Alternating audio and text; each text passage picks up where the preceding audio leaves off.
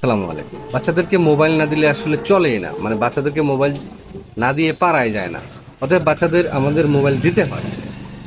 এখন মোবাইলও দিতে হবে, বাচ্চার মনোরক্ষা করতে হবে, আবার বাচ্চার যেন কোনো ক্ষতি না হয় সেদিকটাও আমাদের খেয়াল রাখতে হবে। এবং এইটা কিভাবে করবেন আমি একটু টিপস দিচ্ছি। আপনি বাচ্চাকে নির্দিষ্ট সময়ে মোবাইল দিবেন 1 ঘন্টার জন্য। সেটা আধা ঘন্টা, 1 ঘন্টা, 2 ঘন্টা, আপনার বাচ্চার বা আপনার ডিমান্ড অনুযায়ী, আপনার সুবিধা অনুযায়ী। সেটা কোন সময়টা? সেটা হচ্ছে ও যখন স্কুল থেকে বাসায় ফিরবে, ফ্রেশ হবে, তারপরের যে সময়টা আছে ওই সময়ে আপনি 1-1.5 ঘন্টা সময় দিতে পারেন তাকে।